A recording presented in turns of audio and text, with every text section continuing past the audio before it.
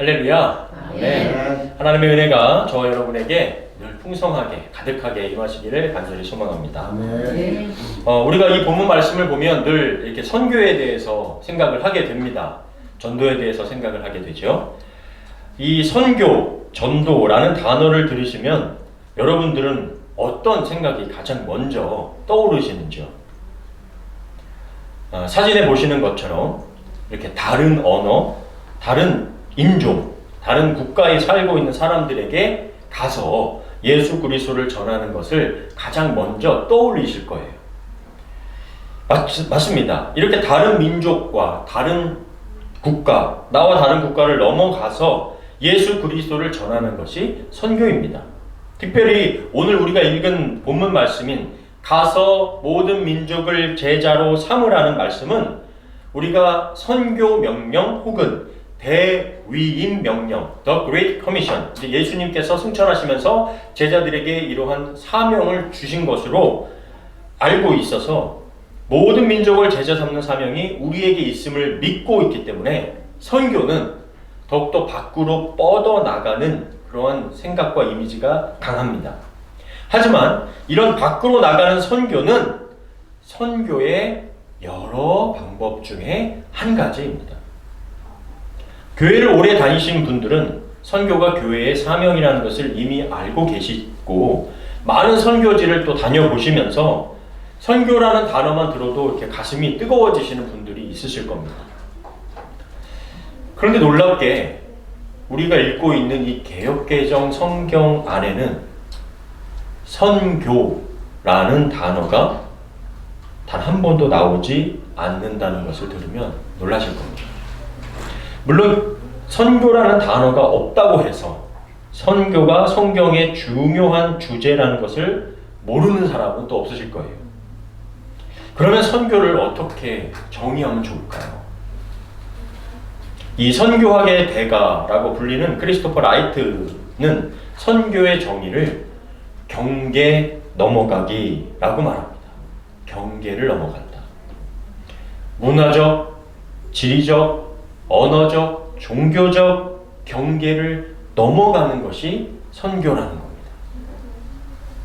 사도행전 1장 8절 말씀. 오직 성령이 너희에게 임하시면 너희가 권능을 받고 예루살렘과 온 유대와 사마리아와 땅끝까지 이르러 내 증인이 되리라 하시니라.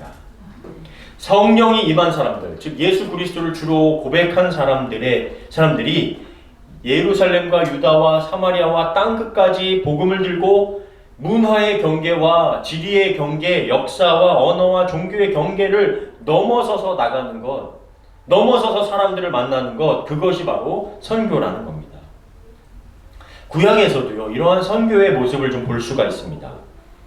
갈대아 우르를 떠나 하나님의 약속의 땅으로 경계를 넘어갔던 누구죠? 아브라함.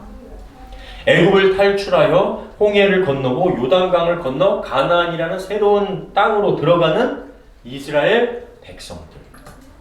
또 그 가나안 땅에서 정착하여 살다가 하나님의 뜻대로 살지 못하여 포로가 되어 바벨론으로 끌려갔다 70년을 살고 다시 이스라엘로 돌아오는 그런 경계를 또 넘어갔다 다시 돌아오는 이런 이스라엘 백성의 경험들이 모두 경계를 넘으면서도 자신들의 신앙을 지키는 모습들이 모두 선교의 한 모습이라는 겁니다.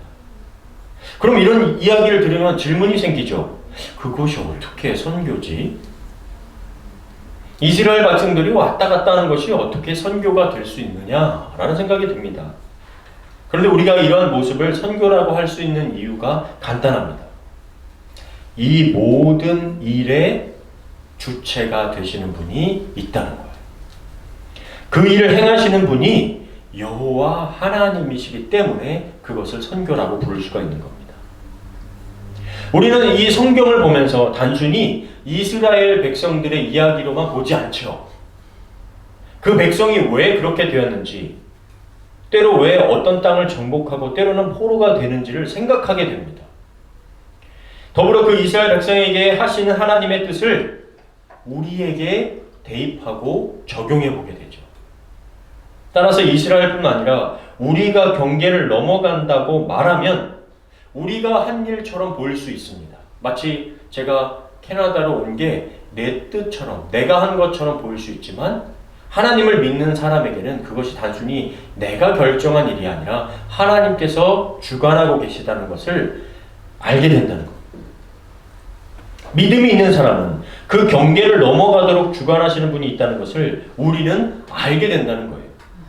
선교를 가게 하시는 분, 우리를 보내시는 분이 있다는 것을 우리가 느끼고 알고 있기 때문에 선교는 내가 주체가 되어서 가는 것처럼 보이지만 그 일을 가능하도록 하시는 하나님이 계시고 하나님이 선교의 주인이시다라는 겁니다. 우리 교회도 마찬가지죠. 이 교회를 안태주라는 한 사람이 시작한 것 같지만 그게 아닙니다. 하나님께서 시작하게 하셨고 하나님께서 이 교회의 주인이 되어 주신다는 겁니다.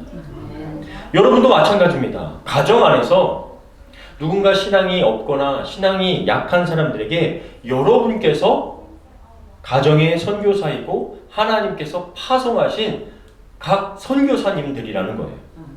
예수 믿는 사람의 문화와 언어, 생각과 예수님을 모르는 사람들의 문화와 생각이 전혀 다르기 때문에 경계를 넘는 것이 선교라면 주님을 전하는 사람들이 경계를 넘어 기도하며 누군가를 향해 다가가는 것, 그것 자체가 바로 선교라는 겁니다.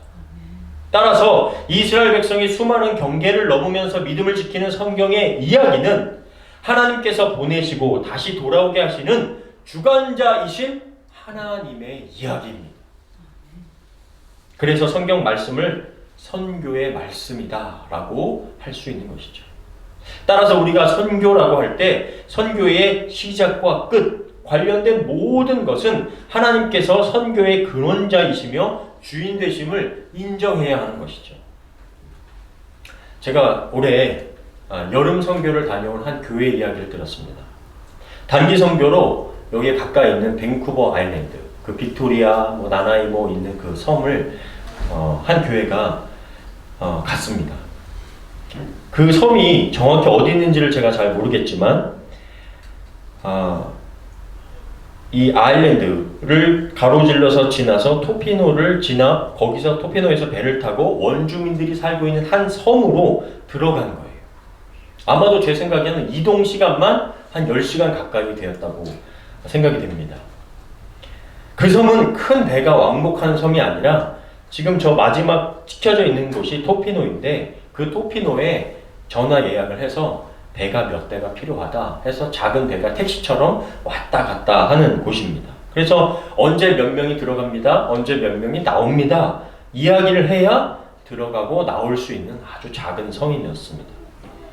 그러다 보니 선교팀이 그 섬에 들어가는 것만 해도 한나절이 걸렸습니다.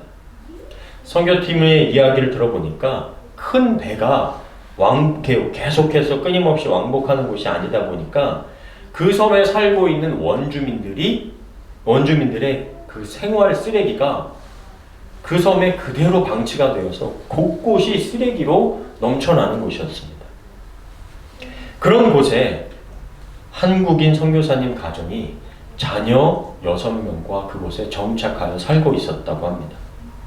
그래서 이번에 교회 간판 그리고 교회 몇 군데 수리하기 위하여 한 교회 선교팀이 다녀왔던 거예요. 다녀오신 집사님의 소감 가운데 준비하는 과정이 너무 힘들고 다음에 못 가겠다 할 정도로 너무 고되었는데 왔다 갔다 하는 것만 해도 엄청나고 대부분 다 자비량으로 십시일반 모아서 갔던 선교였기 때문에 너무 힘들었다는 거예요. 그런데 다녀오고 나니 기회가 된다면 매년 들어가서 쓰레기라도 정리해주고 싶다는 말씀을 하였다고 합니다. 모든 설교 일정을 잘 마치고 돌아오는 날 선교팀이 십시일반 돈을 모아서 선교사님께 전해드렸는데 선교사님께서 그 물질보다 섬 밖으로 나오는 선교팀에게 한 가지 부탁을 하셨어요. 섬 밖에 나가 이빨 치료를 받아야 하는 원주민을 섬 밖에 있는 치과로 이렇게 좀 큰 섬에서 있는 치과로 데려다 주기를 차로 태워다 주기를 좀 부탁한 거예요. 마침 그때 선교팀이 그 봉투를 선교사님에게 전해줬는데 그 안에 얼마가 들었는지 확인도 하지 않고 치료 잘 받고 오라고 그 섬 밖으로 나가는 원주민들에게 다 전해주었다는 거예요. 그 모습에 선교팀도 큰 감동을 받고 돌아왔다는 이야기를 들었습니다. 모든 경계를 허물고 자신의 것을 또 자신의 삶을 내어주는 선교사님의 이야기를 들으면 때로 참 저의 신앙이 너무 연약해 보이기까지 합니다. 한국인이라고는 한 명도 없는 그 척박한 섬에 가족들 자체가 다 모여 사는 것도 대단한데 자신과 전혀 상관도 없는 원주민들을 위해서 살아간다는 것 참 너무나 놀랍고 대단한 일이죠. 그런 의미에서 더욱 선교는 경계를 넘어가는 거죠.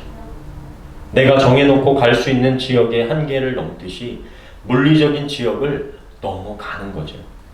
내가 정해놓은 인종의 한계를 넘어서듯이 내가 사랑할 수 있는 마음의 경계를 나를 보내신 하나님의 사랑으로 넘어가 보는 겁니다. 단순히 다른 민족뿐이겠습니까? 우리가 알고 있는 내 이웃, 나와 같은 한국인이어도 그 마음의 경계를 넘어가는 게 얼마나 어려운 일인가요? 또 나와 또 자라나고 있는 다음 세대와의 그 경계를 넘어가는 것, 그래서 그 마음을 이해해 보려고 하는 것, 그것 또한 참 어려운 일입니다. 그런 경계를 넘어서서 하나님의 사랑으로 누군가를 대하고 복음을 증거한다는 것, 그것이 바로 참 선교라는 것입니다.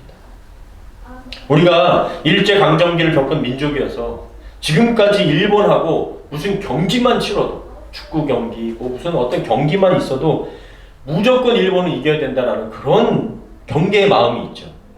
그런데 일본을 대결해서 이기려는 마음이 아니라 하나님의 사랑으로 본다면 그 수천 가지의 잡신을 섬기는 일본에 복음이 증거되도록 그 일본 사람들 불쌍한 영혼을 위해서 기도하는 것이 경계를 넘는 선교의 모습인 거죠. 우리가 또 공산당, 빨갱이 그렇게 미워하고 싫어하지만 그 경계를 넘어 배를 굶고 체제가 무너져가는 북한을 위해 기도하는 선교사가 될 수 있다면 하나님은 한국을 통해 북한을 먹여 살릴 수 있는 넉넉한 나라로 바꾸어 주실 줄 우리가 어떻게 알겠습니까? 밴쿠버의 작은 섬에서 그렇게 이름도 없이 빛도 없이 섬기는 선교사님의 사역에 누가 감히 세상의 잣대를 가지고 예배당이 왜 작냐 크냐 왜 사람이 없냐 있냐를 따지겠습니까? 말씀이 왜 이러냐 저러냐고 말할 수 있을까요? 어떤 지식도 어떤 배경도 어떤 조건도 이미 삶으로 선교를 해내고 있는 그분의 삶을 하나님은 응원하시고 격려하실 줄 믿습니다. 주님의 영광을 가로채어서 자신의 성공과 영광으로 삼는 사람들보다 이름도 없이 섬기는 그 선교사님의 가정은 천국에서 누구보다 크고 누구보다 해같이 빛날 것임을 확신합니다. 이런 경계를 넘는 선교는 어디에서부터 시작되었죠? 누가 이런 사랑의 선교의 주체가 되어주셨습니까? 바로 하나님이십니다. 성부 하나님은 성자 예수님을 이 땅에 보내셨고 성자 하나님은 성령 하나님을 또 우리 가운데 보내주셨습니다. 전성민 교수님은 이렇게 이 부분을 표현하고 있습니다. 예수님을 보내셔서 자신의 사랑을 구체적인 실체로 만드신 하나님은 선교의 하나님이며 보냄을 받은 예수님도 하나님과 인간이라는 경계를 넘으신 선교의 하나님이십니다. 또한 하나님의 백성이 그 정체성을 지켜 하나님이 어떤 분인지 세상에 증거할 수 있는 능력을 주시는 성령 하나님 또한 선교의 하나님이십니다. 한마디로 하나님께서 인간의 몸을 입고 이 땅에 오신 성육신 안에 선교의 하나님이 그대로 담겨져 있고 성령을 통해서 온 세상 열방의 복음이 되게 하신 하나님이 선교의 하나님이시다라는 말씀이죠. 우리 이 말씀 너무 잘 아시죠? 한번 같이 읽겠습니다. 빌립보서 2장 6절부터 8절. 그는 근본 하나님의 본체시나 하나님과 동등됨을 취할 것으로 여기지 아니하시고 오히려 자기를 비워 종의 형체를 가지사 사람들과 같이 되셨고 사람의 모양으로 나타나사 자기를 낮추시고 죽기까지 복종하셨으니 곧 십자가에 죽으십니다. 아멘. 이 말씀 안에 이미 선교의 하나님의 내용이 담겨져 있는 것입니다. 그렇다면 하나님의 선교는 사람을 구원하는 영혼 구원에만 목적이 있으실까요? 그것만이 선교일까요? 물론 하나님의 형상을 닮은 영혼을 구원하는 일은 그 어떤 일보다도 귀하고 소중합니다. 그것이 선교의 기본이고 결론이에요. 그러나 하나님의 선교는 영혼 구원에만 멈추거나 국한되지 않습니다. 우리가 창세기 1장 28절을 문화명령이라고 말합니다. 선교의 대위임 명령, 예수님께서 말씀하셨던 오늘 읽었던 본문 말씀이 있기 전에 하나님께서 인간에게 먼저 주신 창세기 1장 28절이 문화명령이에요. 우리 한번 같이 읽어보겠습니다. 시작. 하나님이 그들에게 복을 주시며 하나님이 그들에게 이르시되 생육하고 번성하여 땅에 충만하라. 땅을 정복하라. 바다의 물고기와 하늘의 새와 땅에 움직이는 모든 생물을 다스리라 하시니라. 아멘. 하나님께서 인간을 창조하시고 우리에게 맡기신 책임과 사명이 창세기 1장 28절입니다. 이것을 문화명령이라고 해요. 하나님의 피조물에 대한 청지기적 사명과 책임을 우리에게 이미 맡겨주신 거예요. 즉 선교는 사람에 대한 것만이 아니라 그리스도인으로서 환경과 생태를 돌보고 관리하며 회복시키는 책임이 인간에게 있다는 거예요. 그런데 이 책임을 소홀하게 하니까 지금 어떤 일들이 벌어지죠?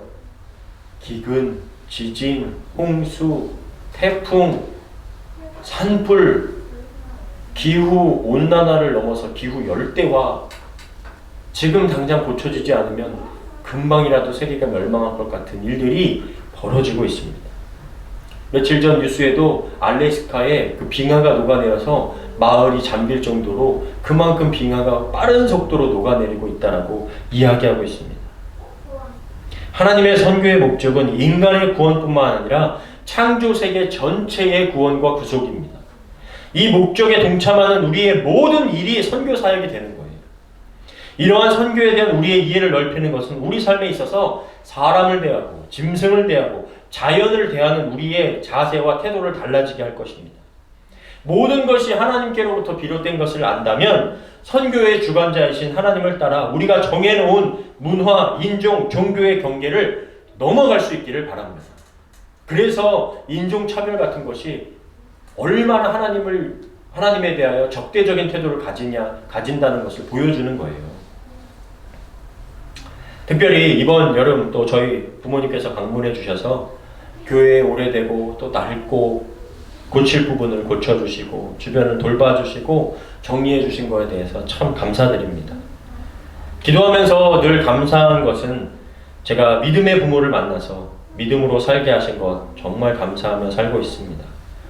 제가 아들이기 때문에 또 며느리기 때문에 잘해주시는 것도 있겠지만 밴쿠버에 이렇게 예수가족교회가 세워지고 이곳에 정말 선교하는 마음으로 경계를 넘어서 기도하시고 동역해 주시는 동역자라는 마음을 가지고 늘 기억하고 또 감사하겠습니다.